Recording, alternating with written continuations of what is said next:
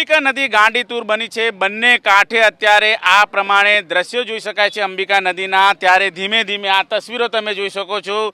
ઘોલ ગામની અંદર અત્યારે પાણીનો પ્રવેશ છે એ શરૂ થઈ ચૂક્યો છે। આ તસવીરો તમે જોઈ શકો છો। ખૂબ જ નજીક અત્યારે આ પાણીનો પ્રવાહ છે આવી ચૂક્યો છે અને જ્યારે ગણતરીની મિનિટોમાં જ ઘોલ ગામનો સંપર્ક છે એ તૂટી જશે। જે પ્રમાણે ડાંગમાં વરસાદ વરસ્યો છે અને વરસાદી પાણી અત્યારે હાલ અંબિકા નદીમાં ધસમસતા પ્રવાહના રૂપે અત્યારે હાલ જોવા મળી રહ્યું છે। ત્યારે તસવીરો તમે જોઈ શકો છો જે પ્રમાણે અત્યારે ઘોલ ગામની બરાબર નજીક છે અત્યારે આ પાણી છે એ આવી ચૂક્યું છે અને જ્યારે ઘોલ ગામના જે બ્રિજ હોય છે ત્યાંથી ઘોલ ગામમાં અંદર આવવું હોય તો ખૂબ જ મુશ્કેલી નડતી હોય છે અને નાવડીમાં સવાર થઈને તેઓએ જવું પડતું હોય છે।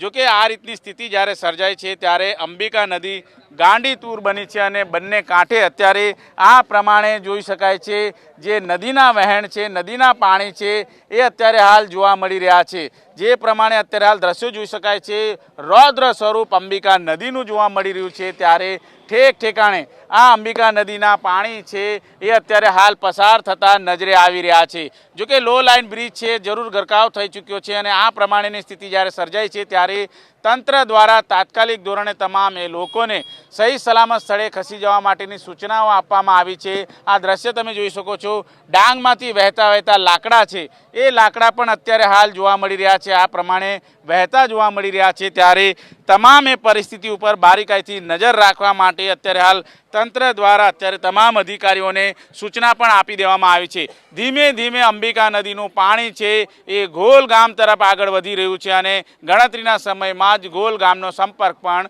તૂટી જશે। કેમેરામેન રાકેશ પાનવાલા સાથે ધનરાજ બાગલે, એબીપી અસ્મિતા, બિલીમોરા।